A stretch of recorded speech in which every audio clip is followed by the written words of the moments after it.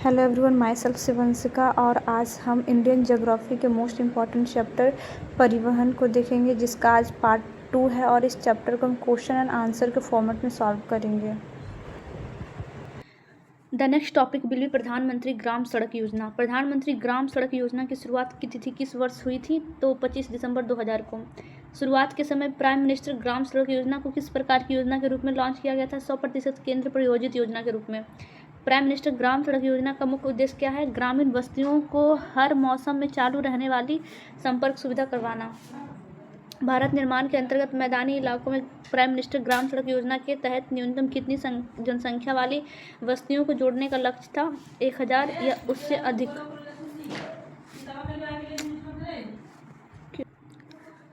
पहाड़ी, रेगिस्तानी और जनजातीय इलाकों में न्यूनतम कितनी जनसंख्या वाली बस्तियों को इस योजना में शामिल किया गया था? 500 या उससे अधिक जनसंख्या वाली बस्तियों को। वामपंथी उग्रवादी LWE वाला क्षेत्र। वामपंथी उग्रवादी से प्रभावित और मरुस्थलीय क्षेत्र में न्यूनतम कितनी जनसंख्या पात्रता तय की गई? 250 व्यक्ति या अधिक जनसंख्या वाली बस्तियां। प्राइम मिनिस्टर ग्राम सड़क योजना कार्यक्रम के वित्तीय स्रोतों में केंद्रीय सड़क निधि में किस उपकर से प्राप्त राशि का उपयोग किया जाता है? डीजल उपकर से। प्राइम मिनिस्टर ग्राम सड़क योजना की वित्तीय जरूरतों को पूरा करने के लिए किन संस्थाओं से सहायता ली जा रही है? बहुपक्षीय वित्त पोषण एजेंसियों और घरेलू वित्तीय संस्थानों से। प्राइम मिनिस्टर ग्राम सड़क योजना का द्वितीय चरण किस वर्ष प्रारंभ किया गया था? वर्ष 2013 में। वर्ष 2013 में। प्राइम मिनिस्टर तीसरा चरण कब? 2019 में। और तीसरे चरण की कार्य अवधि का निर्धारण की गई थी 19-20 से 24-25 तक। जो 2019 का चरण प्रारंभ हुआ था वो 19 से लेकर 25 तक चला था। The next question will be prime minister Gram Sadak Yojana phase 3 के तहत कुल कितने किलोमीटर सड़कों के अपग्रेडेशन का लक्ष्य रखा गया था? 1,25,000 किलोमीटर का। फेज 3 के तहत किन ग्रामीण सड़कों को मुख्य नेटवर्क से समेकित करने का लक्ष्य है? लक्ष्य मार्गों और प्रमुख ग्रामीण लिंक को। लक्ष्य मार्गों और प्रमुख ग्रामीण लिंक को। Prime minister Gram Sadak Yojana phase 3 सड़कों को मुख्य रूप से किन ग्रामीण केंद्रों से जोड़ने पर केंद्रित है? ग्रामीण कृषि बाजारों, उच्चतर माध्यमिक विद्यालयों और अस्पतालों से। केंद्रीय बजट 22-23 के तहत इस योजना के लिए कितनी राशि आवंटित की गई थी? 19,000 करोड़ रुपया। प्राइम मिनिस्टर ग्राम सड़क योजना के कार्यान्वयन के लिए केंद्रीय स्तर पर पंजीकृत नोडल एजेंसी का नाम क्या है? राष्ट्रीय ग्रामीण सड़क विकास एजेंसी। राष्ट्रीय ग्रामीण सड़क विकास एजेंसी। राष्ट्रीय ग्रामीण सड़क विकास एजेंसी किस अधिनियम के तहत पंजीकृत है? तो सोसाइटी पंजीकरण अधिनियम के तहत। NRRDA किस केंद्रीय मंत्रालय के अंतर्गत एक स्वायत्त निकाय के रूप में कार्य करता है? तो ग्रामीण विकास मंत्रालय के। प्राइम मिनिस्टर ग्राम सड़क योजना के तहत राज्यों को कार्यक्रम के लिए कौन सी सहायता मुहैया कराई जाती है? प्रचलनात्मक और तकनीकी सहायता। सड़कों के निर्माण में प्रयुक्त ऑल वेदर रोड का तात्पर्य क्या है? ऐसी सड़कें जो सभी मौसमों विशेषकर वर्षा ऋतु में परिवहन के योग्य बनी रहे। ऑल वेदर रोड जो वर्षा के समय भी अच्छी रहे। प्राइम मिनिस्टर ग्राम सड़क योजना के तहत मैदानी क्षेत्रों के लिए केंद्र और राज्यों के बीच वित्तीय भागीदारी का सामान्य अनुपात क्या है? 60.40। प्रधानमंत्री ग्राम सड़क योजना के कार्यान्वयन की निगरानी के लिए किस मोबाइल ऐप का उपयोग किया गया है? मेरी सड़क ऐप। मेरी सड़क app. Prime minister Gram Sadak योजना के प्राथमिक ध्यान किस प्रकार की बस्तियों पर है? ऐसे असंबद्ध बस्तियां जो किसी 12मासी सड़क से नहीं जुड़ी है। प्राइम मिनिस्टर ग्राम सड़क योजना के तहत सड़कों के निर्माण के बाद उनके रख रखाव की जिम्मेदारी प्राथमिक रूप से किसकी है? संबंधित राज्यों की। जिस राज्य की सड़क है उसका। प्राइम मिनिस्टर ग्राम सड़क योजना की कोर नेटवर्क योजना का मुख्य कार्य क्या है? उन न्यूनतम सड़कों की पहचान करना जो हर बस्ती को कम से कम एक बुनियादी सेवा केंद्र से जोड़ती है। The next topic will B Bharat Myanmar Thailand त्रिपक्षीय राजमार्ग IMT trilateral highway. Bharat Myanmar Thailand. Bharat Myanmar Thailand अब देश की बात हो रहा है।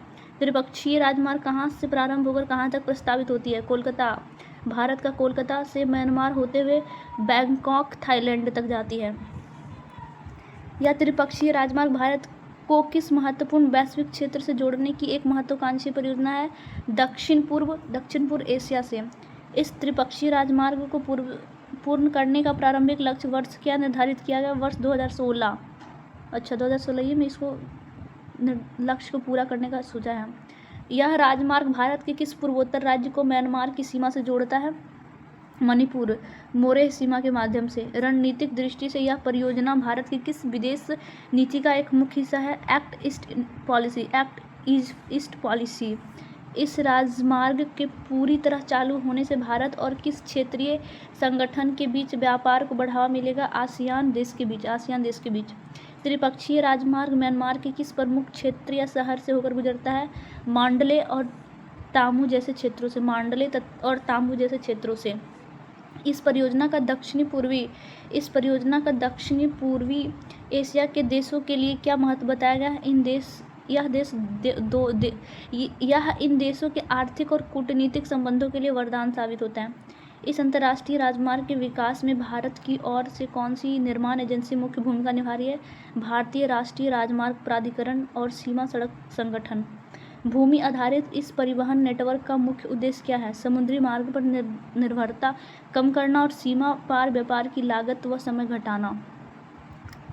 The next topic will be राष्ट्रीय हरित राजमार्ग नीति, नेशनल ग्रीन हाईवे पॉलिसी। राष्ट्रीय हरित राजमार्ग नीति की घोषणा केंद्रीय सड़क परिवहन एवं राजमार्ग मंत्रालय द्वारा कब की गई थी? 29 सितंबर 2015 को। वर्ष 2015 में इस नीति को लॉन्च करने वाले केंद्रीय सड़क परिवहन एवं राजमार्ग मंत्री कौन थे? श्री नितिन गडकरी। राष्ट्रीय हरित राजमार्ग नीति के मुख्य स्तंभ क्या है? वृक्षारोपण, प्रत्यारोपण, सौंदर्यीकरण और अनुरक्षण।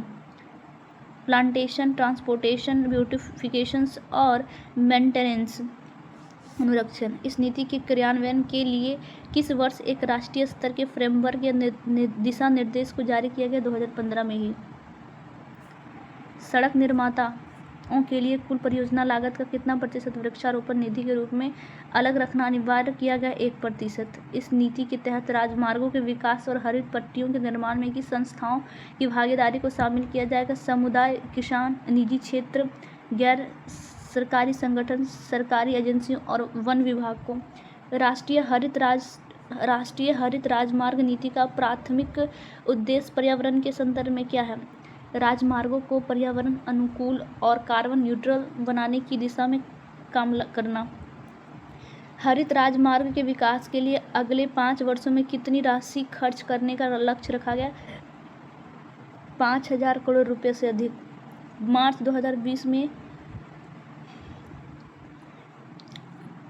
2020 में केंद्रीय मंत्रिमंडल द्वारा कितने करोड़ रुपए के व्यय से हरित राष्ट्रीय राजमार्ग के निर्माण को मंजूरी दी गई? 7,660 करोड़ रुपया। मार्च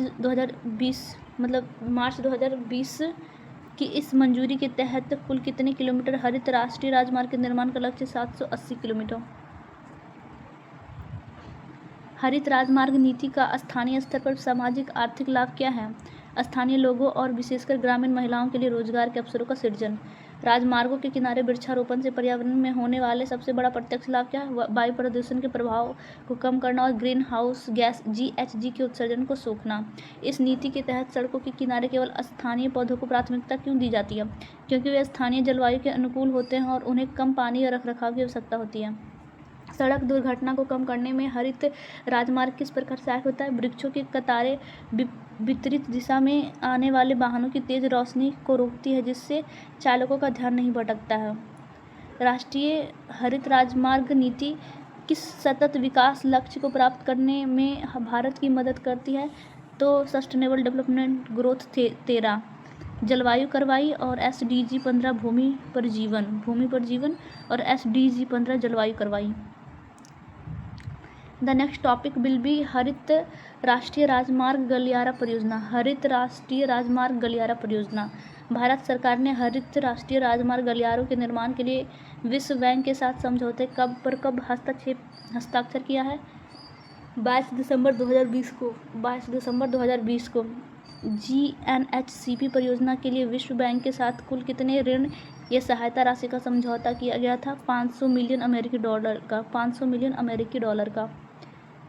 GNHCP मतलब हरित राष्ट्रीय राजमार्ग गलियारा योजना के लिए विश्व बैंक के साथ कुल कितने ऋण या सहायता राशि का समझौता किया गया? मतलब ऋण लिया गया है भारत के द्वारा 500 मिलियन अमेरिकन डॉलर। विश्व बैंक की सहायता से बनने वाले ये हरित राजमार्ग भारत के किन 4 राज्यों से निर्मित किए जा रहे हैं? राजस्थान, हिमाचल प्रदेश, उत्तर प्रदेश और आंध्र प्रदेश। GNHCP परियोजना के अंतर्गत इन 4 राज्यों के विभिन्न भौगोलिक क्षेत्र में कुल कितने किलोमीटर राजमार्गों का निर्माण किया जाना है? 783 किलोमीटर। 783 किलोमीटर। GNHCP का मुख्य तकनीकी उद्देश्य क्या है? सुरक्षित और हरित राष्ट्रीय राजमार्ग गलियारों का निर्माण करना। The next question will B, इस परियोजना के निर्माण कार्य में किन अनूठे पदार्थों या तकनीकी के उपयोग को बढ़ावा दिया जा रहा है? औद्योगिक सह उत्पाद और बायो इंजीनियरिंग संसाधनों का। GNHCP में बायो इंजीनियरिंग तकनीकी का उपयोग मुख्य रूप से किस समस्या के समाधान के लिए किया जाता है? ढलान स्थिरता और मृदा अपरदन को रोकने के लिए। इस परियोजना में स्थानीय सामग्रियों के उपयोग पर बल क्यों दिया जा रहा है? ताकि निर्माण सामग्री को दूर से लाने में होने वाले कार्बन उत्सर्जन और परिवहन लागत को कम किया जा सके। यह परियोजना किस केंद्रीय नीति के प्रावधानों और लक्ष्यों का प्रत्यक्ष रूप से समर्थन करती है? तो राष्ट्रीय हरित राजमार्ग नीति को। The next question will B, GNHCP का अंतिम और दीर्घकालीन विजन क्या है? निर्बाध कनेक्टिविटी प्रदान करने के साथ साथ रसद लागत को कम करना। रसद लागत कम होने का भारतीय अर्थव्यवस्था पर क्या प्रभाव पड़ेगा? भारतीय उत्पाद वैश्विक बाजार में अधिक प्रतिस्पर्धी बनेगी। इस परियोजना के तहत सड़कों के डिजाइन में सुरक्षा को सुनिश्चित करने के लिए क्या विशेष प्रावधान किए गए? ब्लैक स्पॉट्स का सुधार और दुर्घटना संभावित क्षेत्रों का वैज्ञानिक design.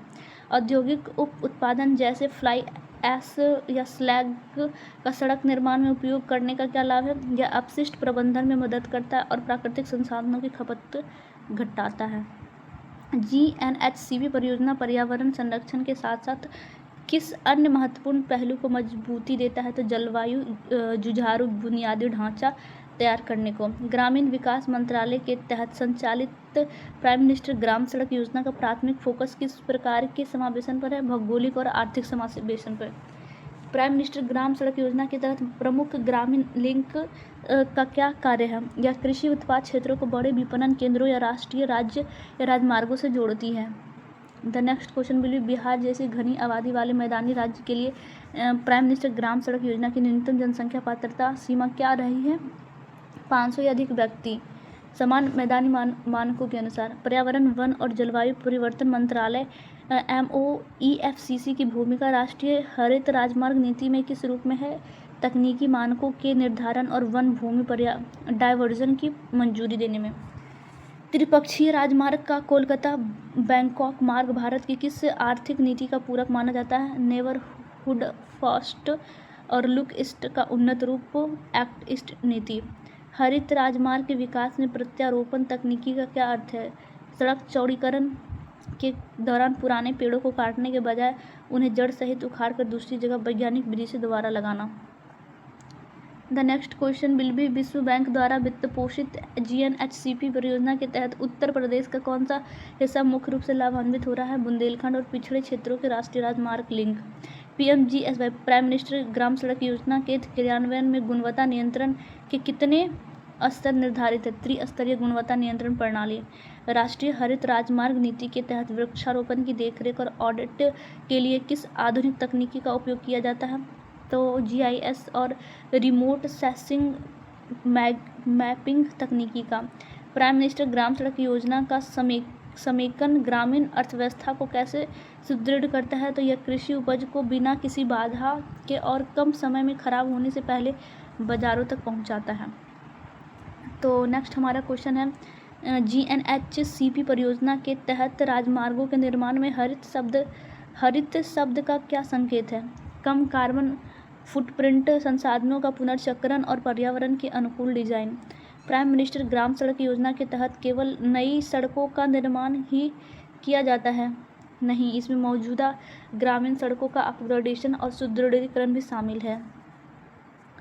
The next question will B, Bharat, Myanmar, Thailand और राजमार्ग के विकास में सबसे बड़ी भौगोलिक चुनौती कौन सी है? म्यांमार का पहाड़ी और सघन वनों वाला उबड़-खाबड़ भूभाग।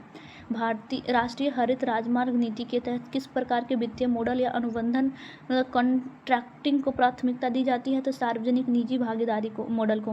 प्राइम मिनिस्टर ग्राम सड़क योजना के तीसरे चरण में GRAMS का पूरा नाम क्या है?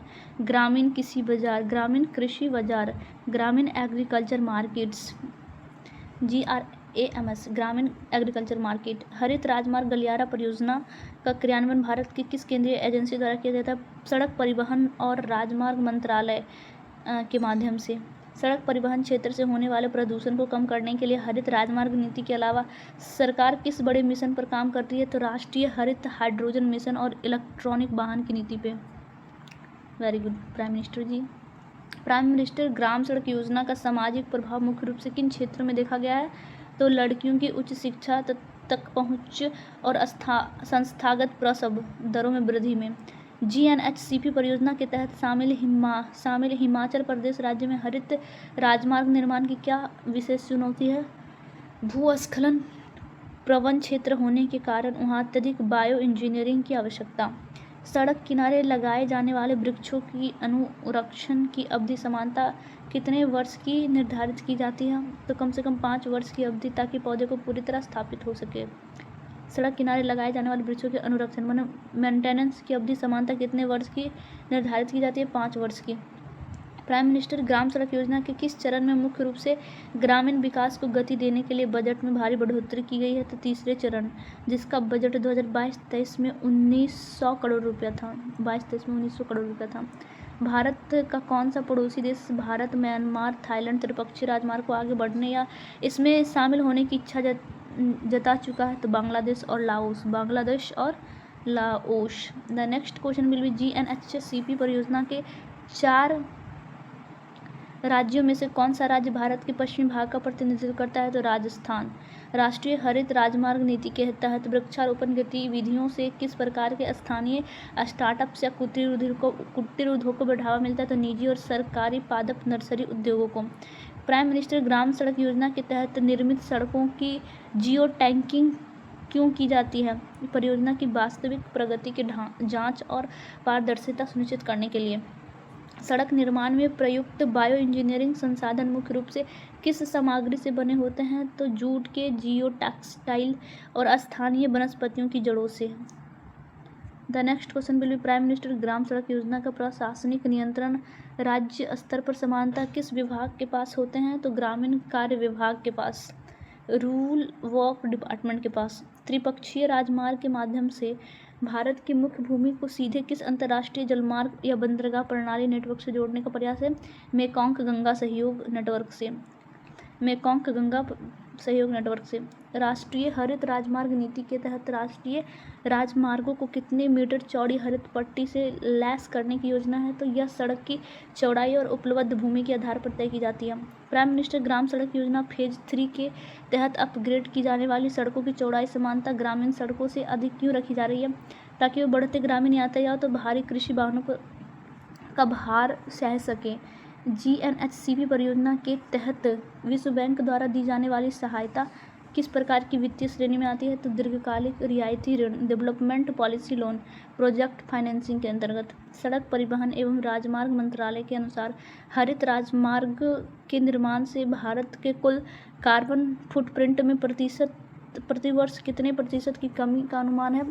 तो यह भारत के पेरिस समझौता NDC टारगेट्स के तहत कार्बन तीव्रता को 33 से 35% कम करने के लक्ष्य में योगदान देता है। प्राइम मिनिस्टर ग्राम सड़क योजना के तहत पर्वतीय राज्यों जैसे कि उत्तराखंड, हिमाचल के लिए न्यूनतम जनसंख्या मानक कितना? 250 से अधिक व्यक्ति।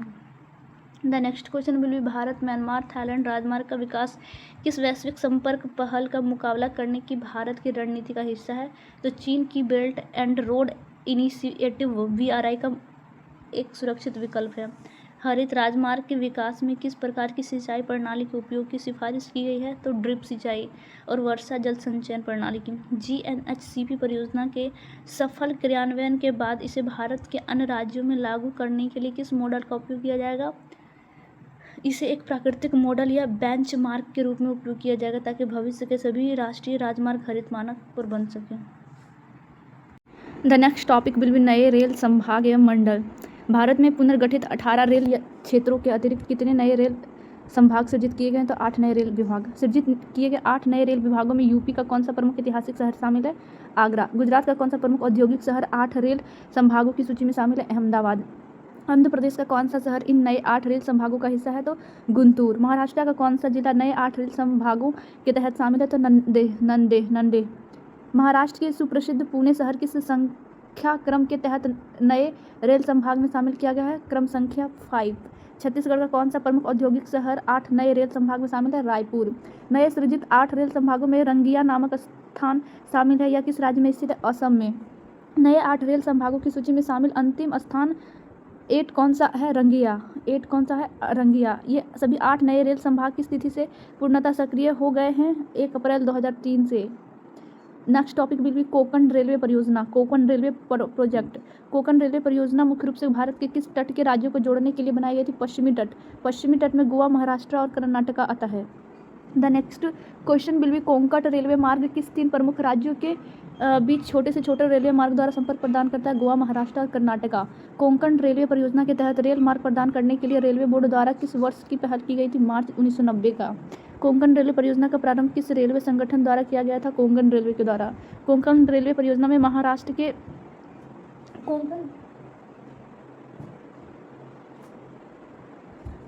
कोंकण रेलवे परियोजना में महाराष्ट्र के किस रेलवे स्टेशन से रेल लाइन शुरू हुआ था? तो रोहा स्टेशन से। कोंकण रेलवे मार्ग महाराष्ट्र के रोहा स्टेशन से शुरू होकर कर्नाटक के किस स्टेशन तक जाता है? मंगलौर स्टेशन तक। महाराष्ट्र के रोहा से कर्नाटक के मंगलौर के बीच कुल कितनी दूरी इस परियोजना में शामिल है? 760 किलोमीटर। कोंकण रेलवे मार्ग सीधे तौर पर किस दक्षिणी भारतीय राज्य के भीतर प्रवेश नहीं करता, परंतु उसे लाभ पहुंचाता है? केरल। कोंकण रेलवे परियोजना से केरल को क्या मुख्य लाभ प्राप्त होता है? महाराष्ट्र, कर्नाटक एवं गोवा से केरल की दूरी अत्यधिक कम हो जाती है। कोंकण रेल मार्ग पर सबसे लंबी सुरंग का नाम क्या है? करबुड्डे सुरंग। कोंकण रेलवे की प्रसिद्ध करबुड्डे सुरंग किस स्थान के निकट स्थित है? रत्नागिरी, महाराष्ट्र में। रत्नागिरी के निकट स्थित करबुड्डे सुरंग की कुल लंबाई कितना? 6.5 किलोमीटर। कोंकण रेलवे मार्ग की सबसे लंबी सुरंग कौन सी है और इसकी लंबाई क्या? सबसे लंबी सुरंग है करबुड्डे सुरंग और जिसकी लंबाई 6.5 है। द नेक्स्ट क्वेश्चन बोले कोंकण रेलवे परियोजना का निर्माण कार्य पूर्ण रूप से किन महीने और वर्ष में पूरा कर लिया गया था? जनवरी 1998 में। भारत में metro rail in India. Bharat में पहली बार मेट्रो रेल की आधारशिला किस वर्ष रखी गई थी? 1972 में। भारत में पहली मेट्रो रेल परियोजना की आधारशिला किसके द्वारा रखी गई थी? तत्कालीन प्रधानमंत्री श्रीमती इंदिरा गांधी जी के द्वारा। भारत में सर्वप्रथम किस शहर में मेट्रो रेल सेवा की शुरुआत हेतु आधारशिला रखी गई थी? कोलकाता में। कोलकाता मेट्रो रेलवे के नाम से शुरू हुई सेवा को भारत की प्रथम मेट्रो के रूप में तिथि को हरी झंडी दिखाई गई थी? तो 24 अक्टूबर 1984 को। कोलकाता मेट्रो परियोजना ने पूर्ण रूप से अपना स्वरूप किस वर्ष ग्रहण किया? सितंबर 1995 को। कोलकाता की प्रथम भूमिगत मेट्रो रेल मार्ग किन 2 स्टेशनों के बीच विस्तृत थी? दमदम से टॉलीगंज तक विस्तृत कोलकाता की प्रारंभिक भूमिगत मेट्रो रेल मार्ग की कुल लंबाई कितनी थी? 16.45 किलोमीटर। भारत में दूसरी मेट्रो रेल सेवा की स्वीकृति केंद्र सरकार द्वारा किस वर्ष दी गई थी? 1996 में। भारत के किन महानगर को देश की दूसरी मेट्रो रेल सेवा शुरू करने की स्वीकृति मिली थी? तो दिल्ली को। दिल्ली मेट्रो का व्यावसायिक परिचालन सर्वप्रथम किस तिथि से शुरू हुई थी? 25 दिसंबर 2002 को। दिल्ली मेट्रो की सबसे पहली सेवा किन 2 स्टेशनों के बीच चलाई गई थी? तो 30 हजारी से शहदरा के बीच। दिल्ली मेट्रो रेल कॉरपोरेशन किन 2 सरकारों का एक संयुक्त उपक्रम है? भारत सरकार तथा राष्ट्रीय राजधानी क्षेत्र दिल्ली सरकार। दिल्ली मेट्रो रेल प्रणाली को संक्षिप्त रूप से किस नाम से जाना जाता है? MRTS, mass rapid transit system.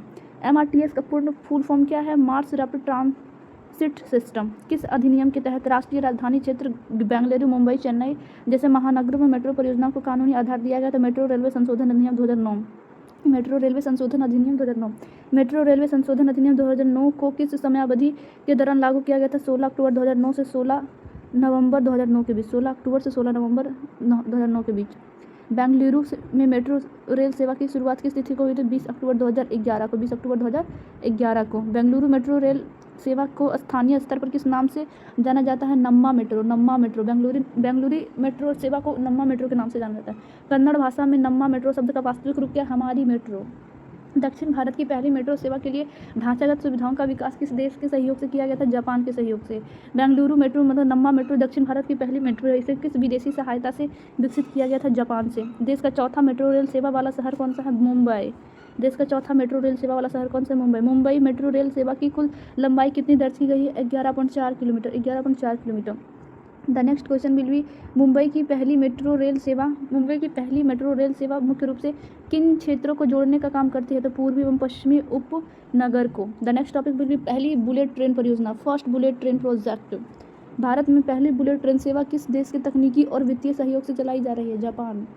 Bharat की प्रथम बुलेट ट्रेन परियोजना किन दो प्रमुख शहरों के मध्य परिचालित की जाएगी? मुंबई से अहमदाबाद रूट पर चलने वाली इस अति तीव्र ट्रेन परियोजना की अधिकतम रफ्तार कितनी निर्धारित है? 350 किलोमीटर प्रति घंटा। Mumbai Ahmedabad bullet train corridor की कुल लंबाई कितने किलोमीटर स्वीकृत की गई? तो 508 किलोमीटर। बुलेट ट्रेन सेवा शुरू होने के बाद मुंबई और अहमदाबाद के बीच का यात्रा समय घटकर कितना रह जाएगा? मात्र 2 घंटे। बुलेट ट्रेन सेवा शुरू होने के बाद मुंबई और अहमदाबाद के बीच का यात्रा समय घटकर कितना रह जाएगा? मात्र 2 घंटे। वर्तमान समय में लगभग 7 से 8 घंटा लग रहा है। मुंबई अहमदाबाद बुलेट ट्रेन परियोजना की कुल अनुमानित लागत कितनी करोड़ रुपये स्वीकृत की गई? 97,636 करोड़ रुपया। मुंबई अहमदाबाद बुलेट ट्रेन मार्ग की सबसे बड़ी भौगोलिक विशेषता क्या है जो इसे समुद्र से जोड़ती है? इस रूट पर लगभग 21 किलोमीटर का सफर समुद्र के नीचे से तय होगा। 21 किलोमीटर का सफर समुद्र के नीचे से तय होगा।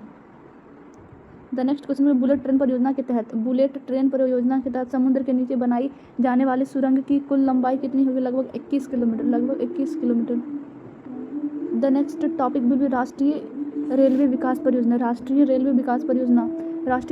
परियोजना का शुभारंभ किस वर्ष और महीने में किया गया था? दिसंबर 2002 में राष्ट्रीय रेलवे विकास परियोजना का शुभारंभ भारत के किस प्रधानमंत्री द्वारा किया गया? तत्कालीन प्रधानमंत्री अटल बिहारी वाजपेयी के द्वारा। राष्ट्रीय रेलवे विकास परियोजना की शुरुआत कितने करोड़ रुपए की प्रारंभिक महत्वाकांक्षी राशि से की गई थी? 15,000 करोड़ रुपया। राष्ट्रीय रेलवे विकास परियोजना के तहत मुख्य रूप से कितनी बड़ी परियोजनाओं को समाहित किया गया है? 3 महत्वपूर्ण परियोजनाओं को है। The next question will B स्वर्णिम चतुर्भुज परियोजना किन 4 मुख्य महानगरों को जोड़ने से संबंधित है? दिल्ली, कोलकाता, मुंबई, चेन्नई। रेलवे की स्वर्णिम चतुर्भुज योजना के तहत किन रेल मार्गों को सुदृढ़ और डबल किया जाना है? हाई डेंसिटी उच्च घनत्व वाले रेल मार्ग को। स्वर्णिम चतुर्भुज योजना के अंतर्गत मालगाड़ियों की गति बढ़ाकर कितने किलोमीटर प्रति घंटा करने का लक्ष्य है? 100 किलोमीटर प्रति घंटा। स्वर्णिम चतुर्भुज रेल परियोजना के तहत मालगाड़ियों को गति बढ़ाने के अलावा किन क्षेत्रों का आधुनिकीकरण किया जाएगा? तो टर्मिनलों का जंक्शन स्टेशनों का नवीकरण। राष्ट्रीय रेलवे विकास परियोजना के तहत 4 महासेतुओं के निर्माण की परियोजना में बिहार की किस प्रसिद्ध नदी पर 2 पुल शामिल है? तो गंगा नदी पर बनने वाले 2 पुलों में से पहला पुल किन दो बिहार के क्षेत्र के निकट अवस्थित है? पटना और दीघा के निकट। The next question will B Ganga नदी पर बनने वाला दूसरा रेल सह सड़क सेतु बिहार के किन 2 जिलों या क्षेत्रों के मध्य स्थित है? तो मुंगेर एवं खगड़िया के मध्य। ब्रह्मपुत्र नदी पर डुब्रीगढ़ के निकट बनने वाले प्रसिद्ध महासेतु का नाम क्या है जो इस परियोजना का हिस्सा है? बोगीबिल पुल। राष्ट्रीय रेलवे विकास परियोजना के तहत चौथा महासेतु बिहार के किन 2 स्थानों के बीच निर्मित कराने की योजना है? तो निर्मली व भपटियाही के बीच कोसी नदी पर। 4 महासेतु परियोजना के अंतर्गत कोसी नदी पर किन 2 स्टेशनों के बीच रेल पुल का निर्माण शामिल है? तो निर्मली और भपटियाही। भारत रेलवे द्वारा बंदरगाहों से त्वरित संपर्क सुनिश्चित करने के लिए कौन सी परियोजना शुरू की गई है? तो बंदरगाहों से द्रुत संपर्क परियोजना का मुख्य उद्देश्य क्या है? देश के माल निर्यात व्यापार को सुदृढ़ और तीव्र बनाना। बंदरगाहों को मुख्य रेल नेटवर्क से जोड़ने के लिए इस योजना के तहत क्या कदम उठाए जाएंगे? तो बंदरगाहों से जुड़े रेल मार्गों का सुदृढ़ीकरण तथा आवश्यकतानुसार नई रेल लाइनें बिछाना। भारतीय रेलवे द्वारा विभिन्न नई तकनीकों के परीक्षण हेतु किस विशेष प्रकार की ट्रेन भी चलाई जाती है? ट्रायल एवं टॉय देने, टेक्नोलॉजी और प्रशिक्षण दोनों। द नेक्स्ट टॉपिक बोले सेतु भारतम योजना एवं परिवहन। सेतु भारतम योजना एवं इंडस्ट्री। सेतु भारतम योजना मुख्य रूप से किसके विकास और सुरक्षा से संबंधित एक राष्ट्रीय कार्यक्रम है? राष्ट्रीय राजमार्ग। सेतु भारतम योजना का मुख्य उद्देश्य राष्ट्रीय राजमार्ग को किससे मुक्त बनाना है? तो रेलवे क्रॉसिंग से मुक्त करना है। राष्ट्रीय राजमार्गों पर होने वाली दुर्घटना को रोकने के लिए किस मंत्रालय द्वारा सेतु भारतम योजना चलाई जा रही है? सड़क परिवहन और राजमार्ग मंत्रालय, भारत सरकार के द्वारा। Thank you Shiva. सेतु भारतम योजना के तहत रेलवे क्रॉसिंग पर सुरक्षित यातायात के लिए किन का निर्माण किया जा रहा है? ओवरब्रिज तथा अंडरब्रिज का। इस योजना के तहत कुल कितने रेलवे ओवरब्रिज या अंडरब्रिज बनाने का प्रारंभिक लक्ष्य रखा गया है? 208 रेलवे ओवरब्रिज। सेतु भारतम योजना के अंतर्गत अकेले आंध्र प्रदेश में कितने पुलों का निर्माण किया जाना तय है 33 पुलों का। इस योजना के अंतर्गत पश्चिम बंगाल राज्य में कुल कितने रेलवे या ओवर अंडर ब्रिज स्वीकृत किए गए? 22 पुल। 208 रेलवे ओवर या अंडर ब्रिज के निर्माण के अलावा पुराने पुलों के पुनर्निर्माण के लिए कितनी राशि आवंटित की गई? लगभग 30,000 करोड़ रुपया। पुराने और जर्जर पुलों को चौड़ा करने, मजबूत बनाने और पुनर्निर्मित करने के लिए कुल कितने पुलों को चिन्हित किया गया? लगभग 1500 पुल को। सड़क परिवहन और राजमार्ग मंत्रालय द्वारा सभी पुलों की स्थिति की वास्तविक समय पर निगरानी के लिए कौन सी प्रणाली विकसित की गई? भारतीय राजमार्ग इंजीनियरिंग डिजिटल प्रणाली। पुलों के निरीक्षण और डेटा संग्रह के लिए मंत्रालय द्वारा स्थापित विशेष विंग का नाम क्या है? निरीक्षण इकाइयाँ। द नेक्स्ट क्वेश्चन, इस पूरी बृहद योजना के अंतर्गत देश भर के कुल कितने पुलों की स्थिति की समीक्षा और सुधार का लक्ष्य है? 50,000 पुलों का। The next topic will B जल परिवहन, आंतरिक एवं बाह्य। जल परिवहन, वाटर ट्रांसपोर्टेशन। वाटर से ट्रांसपोर्टेशन हम कैसे करेंगे? बाहर ऊपर नाव चला के, नीचे क्या बना के, ये सब क्वेश्चन आएगा। भारत मतलब मानव सभ्यता में परिवहन के संसाधनों के इतिहास में रेलवे के जन्म से पूर्व की ही कौन सा साधन था? जल परिवहन। जल परिवहन को अन्य सभी परिवहन माध्यमों की तुलना में कैसा साधन माना जाता है? सबसे सस्ता और पर्यावरण अनुकूल साधन। जल परिवहन को मुख्य रूप से किन दो भागों में वर्गीकृत किया जाता है? तो आंतरिक जल परिवहन तथा जहाजरानी समुद्री परिवहन। देश की नदियों, नहरों और झीलों के माध्यम से होने वाले व्यापारिक परिवहन को क्या कहते हैं? देश की नदियों, नहरों और झीलों के माध्यम से होने वाले व्यापारिक परिवहन को क्या कहते हैं? आंतरिक जल परिवहन। आंतरिक जल परिवहन। भारी वस्तुओं और भारी मात्रा में सामानों को लंबी दूरी तक ले जाने के लिए सबसे उपयुक्त माध्यम कौन सा होता है? जल परिवहन। भारत में प्राचीन काल से ही किस परिवहन माध्यम का प्रभुत्व कायम रहा है, जिसे वर्तमान में पुनर्जीवित किया जा रहा है? आंतरिक जल परिवहन। भारत में रेल और सड़कों के विकास के कारण 19वीं सदी के उत्तरार्ध में किस परिवहन साधन को भारी धक्का लगा? आंतरिक जल परिवहन को। द नेक्स्ट टॉपिक विल पूरक एवं मिश्रित गहन बीपीएससी का कॉन्सेप्चुअल प्रश्न। रेलवे के कायाकल्प के लिए वर्ष 2002 में घोषित राष्ट्रीय रेलवे विकास परियोजना का मूल विजन क्या था? मुख्य रेल गलियारों की क्षमता बढ़ाना और रणनीतिक महासेतुओं का निर्माण। The next question will B Kosi नदी पर निर्मली से भपटियाही के बीच रेल लिंक टूटने का मुख्य ऐतिहासिक कारण क्या था? कोसी नदी में आने वाली भीषण बाढ़ और धारा परिवर्तन, जिसका समाधान इस महासेतु से हुआ है। कोलकाता मेट्रो और दिल्ली मेट्रो के प्रशासनिक ढांचों में मुख्य अंतर क्या है? कोलकाता मेट्रो सीधे भारतीय रेलवे के अधीन है, जबकि दिल्ली मेट्रो केंद्र और राज्य सरकार का संयुक्त उपक्रम है। Mumbai Ahmedabad high speed rail corridor में तकनीकी सहायता प्रदान करने वाली जापानी एजेंसी कौन सी है? जाइका। सेतु भारतम योजना किस वर्ष शुरू की गई थी, जो राष्ट्रीय राजमार्गों को रेलवे क्रॉसिंग से मुक्त करती है? तो वर्ष 2016 में। सेतु भारतम योजना किस वर्ष शुरू की गई थी? सेतु भारतम योजना किस वर्ष शुरू की गई थी, जो राष्ट्रीय राजमार्गों को रेलवे क्रॉसिंग से मुक्त करेगी? वर्ष 2016 में। सड़क सुरक्षा पार। The next question will be भारतीय मुख्य भूमि के पश्चिमी घाट को पार करने वाली सबसे चुनौतीपूर्ण रेलवे इंजीनियरिंग परियोजना कौन सी है? कोंकण रेलवे परियोजना। कोंकण रेलवे परियोजना का मुख्यालय कहाँ स्थित है और इसका परिचालन कौन संभालता है? बेलापुर। नवी मुंबई या 3 राज्यों और रेलवे की संयुक्त हिस्सेदारी है। बेलापुर। कोंकण रेलवे परियोजना कोंकण रेलवे निगम का मुख्यालय कहाँ स्थित है और इसका परिचालन कौन संभालता है? Belapur. The next topic will be राष्ट्रीय पर्यटन ट्रेनें और circuit. Toy trains and tourist circuit. Darjeeling toy train किस भारतीय राज्य में संचालित होता है? पश्चिम बंगाल में।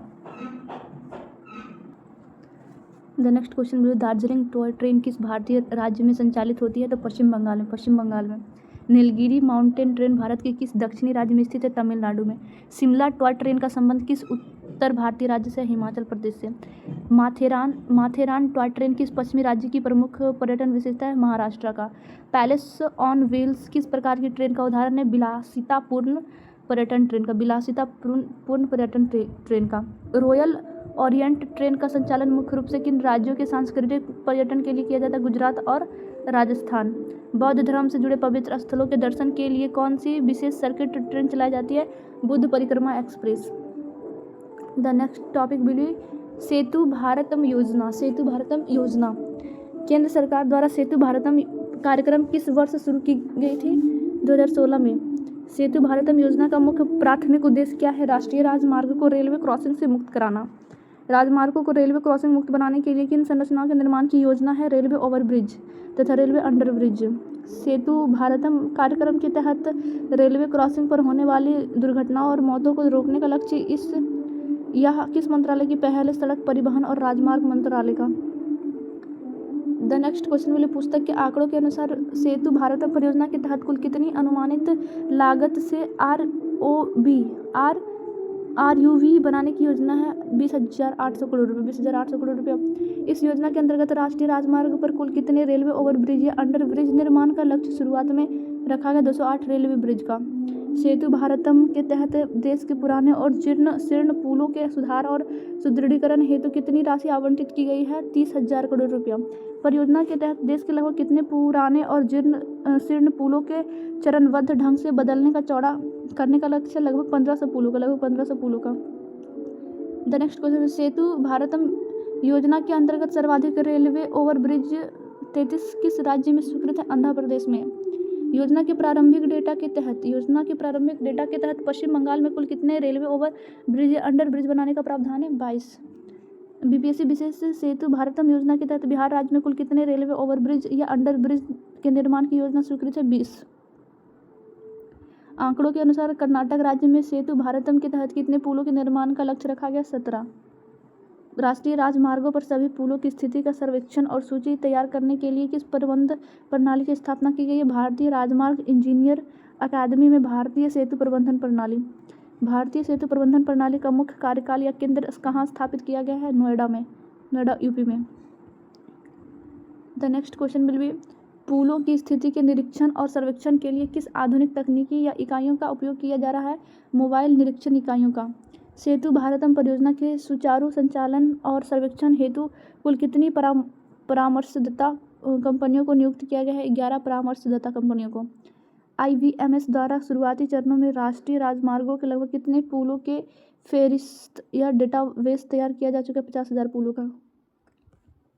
The next topic will B जल परिवहन या की समान कॉन्सेप्ट, वाटर ट्रांसपोर्ट कॉन्सेप्ट।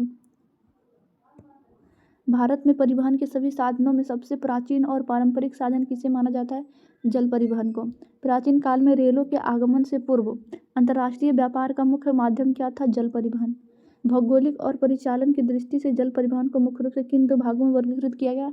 आंतरिक अथवा अंतर्देशीय जल परिवहन और सागरीय या महासागरीय जल परिवहन। भारी और स्थूल वस्तुओं की लंबी दूरी के परिवहन के लिए सबसे सस्ता साधन कौन सा? आंतरिक जल परिवहन। भारी और स्थूल मतलब बल्क वस्तुओं के लंबी दूरी के परिवहन के लिए सबसे सस्ता साधन कौन सा? आंतरिक जल परिवहन। जल परिवहन को अन्य परिवहन साधनों जैसे सड़क, वायु की तुलना में क्या विशेष पर्यावरण लाभ प्राप्त है? यह सबसे कम प्रदूषण मुक्त और ईंधन कुशल साधन है। भारत में किस शताब्दी में रेलवे नेटवर्क के तेजी से विस्तार के कारण नदी परिवहन का ह्रास हुआ? 19वीं शताब्दी।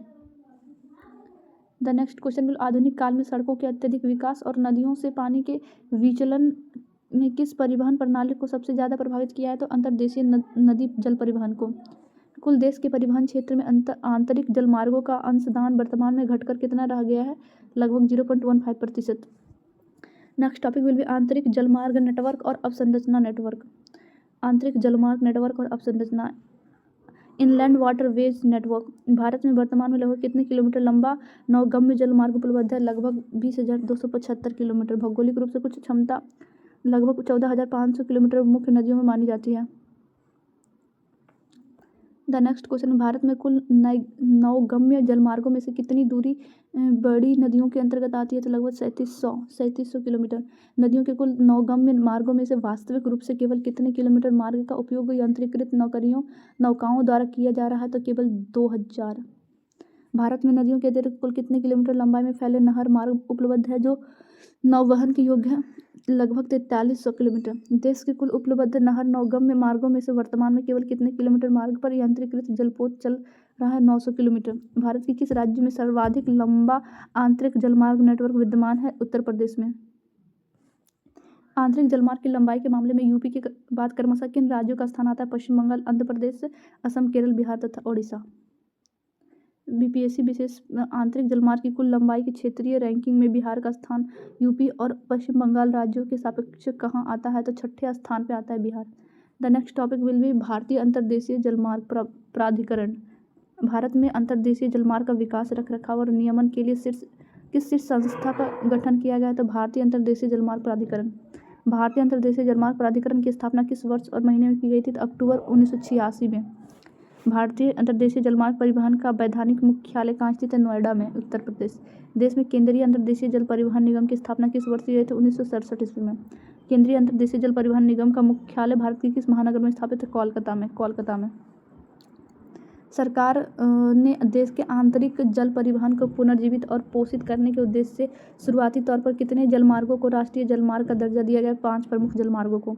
The next topic will be राष्ट्रीय जलमार्ग संख्या 1। राष्ट्रीय जलमार्ग संख्या 1। भारत का राष्ट्रीय जलमार्ग संख्या 1 किन 2 शहरों के मध्य स्थित है? तो प्रयागराज जो कि यूपी में और हल्दिया जो कि पश्चिम बंगाल तक है। The next question will be राष्ट्रीय राजमार्ग 1 मुख्य रूप से किन नई नदी प्रणाली पर विकसित किया गया है? तो गंगा भागीरथी हुगली नदी प्रणाली पर। राष्ट्रीय जलमार्ग 1 की कुल लंबाई कितनी है? 1620 किलोमीटर। भारत का सबसे लंबा क्रियाशील राष्ट्रीय जलमार्ग कौन सा है? राष्ट्रीय जलमार्ग 1। बीपीएससी में पूछे गए राष्ट्रीय जलमार्ग 1 बिहार के किस प्रमुख शहर और पवित्र नदी मार्ग से होकर गुजरती है? राष्ट्रीय जलमार्ग 1 पटना गंगा नदी से। नेशनल वाटर राष्ट्रीय जलमार्ग नेशनल वाटर से 1 भारत के कुल कितने राज्यों यूपी बिहार झारखंड पश्चिम बंगाल से होकर विस्तृत होते 4 राज्यों, और वो 4 राज्य का नाम है यूपी बिहार झारखंड पश्चिम बंगाल। गंगा नदी पर स्थित हल्दिया बंदरगाह किस राज्य में नेशनल वाटर प्रोग्राम 1 का अंतिम टर्मिनल बिंदु है? तो पश्चिम बंगाल अंतिम टर्मिनल बिंदु है, यूपी पहला टर्मिनल बिंदु है। राष्ट्रीय राजमार्ग संख्या 2 टॉपिक है हमारा राष्ट्रीय राजमार्ग संख्या 2। राष्ट्रीय जलमार्ग संख्या 2 किन 2 निर्देशित स्थानों के बीच विस्तृत है? सादिया से धुबरी तक। राष्ट्रीय जलमार्ग संख्या 2 किस प्रमुख नदी पर स्थित है? ब्रह्मपुत्रा नदी पर। राष्ट्रीय जलमार्ग 2 की कुल लंबाई कितनी निर्धारित है? 891 किलोमीटर। राष्ट्रीय जलमार्ग 2 की कुल लंबाई कितने किलोमीटर निर्धारित है? 891 किलोमीटर। नेशनल NW2 मुख्य रूप से भारत की किस उत्तर पूर्वी राज्य की परिवहन लाइफलाइन है? असम। NW2 मुख्य रूप से राष्ट्रीय जलमार्ग 2 मुख्य रूप से भारत के किस उत्तर पूर्वी राज्य की परिवहन लाइफलाइन है? असम का। धुबरी टर्मिनल जो कि राष्ट्रीय जलमार्ग 2 का हिस्सा है, राष्ट्रीय जलमार्ग का संख्या 2 का हिस्सा है, किस देश की आंतरिक सीमा के अत्यंत निकट स्थित है? Bangladesh. The next topic will राष्ट्रीय जलमार्ग संख्या 3। राष्ट्रीय जलमार्ग संख्या 3 को अन्य किस नाम से जाना जाता है? वेस्ट कोस्ट कैनाल पश्चिम तटीय नहर। राष्ट्रीय जलमार्ग संख्या 3 को अन्य किस नाम से जाना जाता है? वेस्ट कोस्ट कैनाल पश्चिम तटीय नहर। राष्ट्रीय जलमार्ग संख्या 3 किन 2 स्थानों को आपस में जोड़ता है? तो कोल्लम से कोट्टापुरम तक। राष्ट्रीय जलमार्ग संख्या 3 किन 2 स्थानों को आपस में जोड़ता है? तो कोल्लम से कोट्टापुरम तक। राष्ट्रीय जलमार्ग 3 मुख्य रूप से भारत के किस तटीय राज्य में पूर्णतः स्थित है? केरल में। राष्ट्रीय जलमार्ग 3 मुख्य रूप से भारत के किस तटीय राज्य में पूर्णतः स्थित है? केरल में। राष्ट्रीय जलमार्ग 3 की कुल नौगम्य लंबाई कितने किलोमीटर की है? 205 किलोमीटर की। राष्ट्रीय जलमार्ग की कुल नौगम्य लंबाई कितने किलोमीटर की है? 205 किलोमीटर की। केरल के उद्योग मंडल और चंपकारा नहरें किस राष्ट्रीय जलमार्ग का अभिन्न अंग है? राष्ट्रीय जलमार्ग 3 का। The next topic will be राष्ट्रीय जलमार्ग संख्या 4। राष्ट्रीय जलमार्ग संख्या 4 के अंतर्गत किन प्रमुख नदी घाटियों और नहरों को शामिल किया गया है? गोदावरी नदी, कृष्णा नदी और काकीनाडा पांडुचेरी नहर नेटवर्क। राष्ट्रीय जलमार्ग संख्या 4 के अंतर्गत किन प्रमुख नदी घाटियों और नहरों को शामिल किया गया? गोदावरी नदी, कृष्णा नदी और काकीनाडा पांडुचेरी नहर नेटवर्क। राष्ट्रीय जलमार्ग संख्या 4 किन मुख्य क्षेत्रों के बीच विस्तृत है? बाजीराबाद विजयवाड़ा, भद्राचलम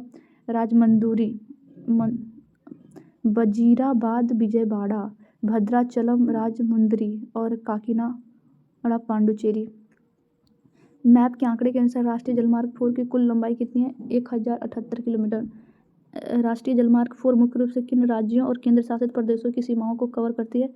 आंध्र प्रदेश, तेलंगाना, तमिलनाडु और Pondicherry. The next topic will be राष्ट्रीय जलमार्ग संख्या 5। राष्ट्रीय जलमार्ग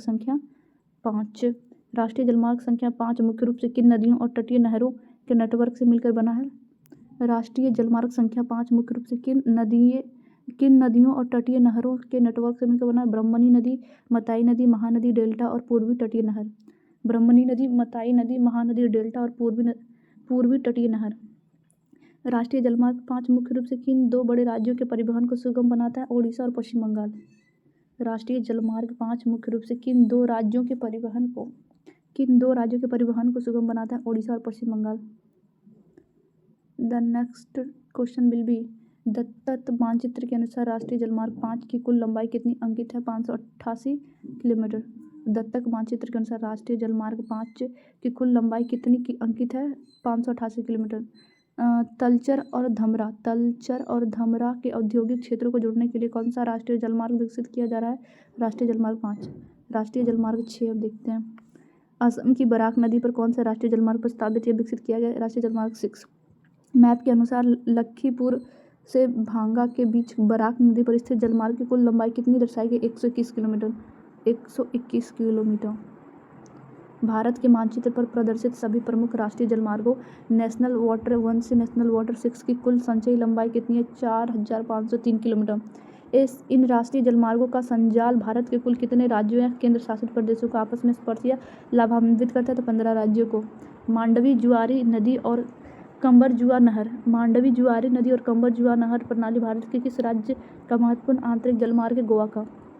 मांडवी जुआरी नदी और कंबर जुआ नहर प्रणाली भारत के किस राज्य का महत्वपूर्ण आंतरिक जलमार्ग है? गोवा का। सुंदरबन जलमार्ग क्षेत्र भारत के किस राज्य में स्थित है जो अंतरराष्ट्रीय भारत बांग्लादेश प्रोटोकॉल मार्ग का हिस्सा है? पश्चिम बंगाल का। भारत के आंतरिक जल परिवहन के विकास में भारत में आंतरिक जल परिवहन के विकास में सबसे बड़ी भौतिक बाधा क्या है? नदियों में जल स्तर का मौसमी उतार चढ़ाव। नदियों से अत्यधिक सिंचाई नहरें निकालने का नदी नौवहन पर क्या नकारात्मक प्रभाव पड़ता है? नदी का जल स्तर घट जाता है जिससे बड़े जहाज़ों का चलना असंभव हो जाता है। The next question will B गाद सिल्टेशन की समस्या का अंतर्देशीय जलमार्गों पर क्या प्रभाव पड़ता है? नदी के तल की गहराई कम हो जाती है जिससे निरंतर निकर्षण की आवश्यकता होती है। देश में सुदूर उत्तर पूर्वी राज्यों में सड़क परिवहन के विकल्प के रूप में कौन सा साधन सबसे कारगर है? तो अंतर्देशीय जल परिवहन। क्या कारण है कि राष्ट्रीय जलमार्ग को पर्यावरण के अनुकूल माना जाता है? इसमें प्रति टन किलोमीटर कार्बन उत्सर्जन सड़क और रेल परिवहन की तुलना में बहुत कम होता है। The next question will be Setu Bharatam और राष्ट्रीय जलमार्ग दोनों परियोजनाएं सामूहिक रूप से भारत की किस व्यवस्था को सुदृढ़ करती है? तो राष्ट्रीय लॉजिस्टिक और परिवहन अवसंरचना को। राष्ट्रीय जलमार्ग पर लेवल क्रॉसिंग हटाने से लॉजिस्टिक क्षेत्र में समय की क्या बचत होती है? ट्रेनों के गुजरते समय लगने वाले जाम से मुक्ति मिलती है और वाहनों की गति निर्बाध होती है। भारतीय सेतु प्रबंधन प्रणाली का प्राथमिक डेटा एकत्रण कार्य किस वर्ष के मध्य शुरू किया जाता है? तो वर्ष 2016। पर्यटन सेतु प्रसिद्ध दार्जिलिंग पर्वतीय रेलवे को किस वैश्विक संस्था द्वारा विश्व धरोहर स्थल घोषित किया जा चुका है? यूनेस्को के द्वारा। राष्ट्रीय जलमार्ग अधिनियम किस वर्ष पारित किया गया था जिसके तहत देश में 111 जलमार्गों को राष्ट्रीय दर्जा मिला है? 2016 में। भारत के किस तटीय क्षेत्र में बैक वाटर्स या कयाल पाए जाते हैं जहाँ आंतरिक जल परिवहन अत्यधिक लोकप्रिय है? मालाबार तट, केरल में। IWAI के क्षेत्र IWAI है पहले क्या? क्षेत्रीय कार्यालयों में से एक प्रमुख कार्यालय बिहार के किस शहर में स्थित है? गायघाट, पटना में। IWAI हल्दिया से लेकर प्रयागराज तक गंगा नदी पर जहाज़ों से सुरक्षित आवागमन के लिए रात में सहायता करने वाली प्रणाली का नाम क्या है? नाइट नेविगेशन सिस्टम, रातें नौवहन प्रणाली। काकीनाडा नहर किस आधुनिक भारतीय राज्य के अंतर्गत जल परिवहन नेटवर्क का हिस्सा? आंध्र प्रदेश का। पुडुचेरी नहर नेटवर्क भारत के किस हिस्से को तमिलनाडु और आंध्र प्रदेश के जलमार्ग से जोड़ते हैं? तो पूर्वी तटीय क्षेत्र को। राष्ट्रीय जलमार्ग 5 के अंतर्गत आने वाली मताई किसकी सहायक नदी या डेल्टा प्रणाली हिस्सा है? तो महानदी ब्रह्मणी नदी प्रणाली। नदी जलमार्गों में जहाज़ों के निवेश के लिए आवश्यक न्यूनतम गहराई बनाए रखने की प्रक्रिया को तकनीकी रूप से क्या कहते हैं? ड्रेजिंग। सेतु भारत योजना के अंतर्गत निर्मित होने वाली ब्रिजों का ढांचागत जीवन काल समानता कितने वर्ष के लिए डिजाइन किया गया? न्यूनतम 50 से 100 वर्षों के लिए। The next question will B देश में राष्ट्रीय जलमार्गों की देखरेख करने वाली संस्था NHAI का सेतु भारतम के कार्यान्वयन में क्या योगदान है? यह मोर्थ के अंतर्गत आने वाले संबंधित राष्ट्रीय जलमार्ग खंडों पर पुल निर्माण की नोडल एजेंसी के रूप में सहयोग करती है। ब्रह्मणी नदी पर स्थित जलमार्ग का मुख्य उपयोग किस खनिज के परिवहन के लिए बड़े पैमाने पर किया जाना प्रस्तावित है? कोयला और लौह अयस्क।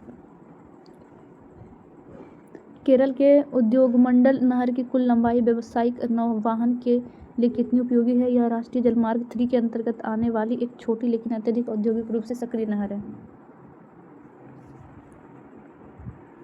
The next question will be राष्ट्रीय जलमार्ग संख्या 2। राष्ट्रीय जलमार्ग संख्या 2 सादिया से लेकर धुबरी तक किस देश के साथ भारत के नदी व्यापार को सुगम बनाता है? बांग्लादेश। भारत बांग्लादेश प्रोटोकॉल मार्ग के माध्यम से। भारत बांग्लादेश प्रोटोकॉल मार्ग के माध्यम से।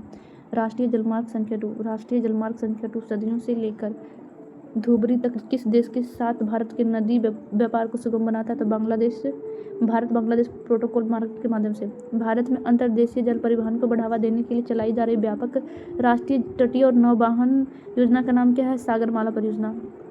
भारत में अंतर्देशीय जल परिवहन को बढ़ावा देने के लिए चलाई जा रही व्यापक राष्ट्रीय तटीय और नौवहन योजना का नाम क्या है? सागरमाला परियोजना।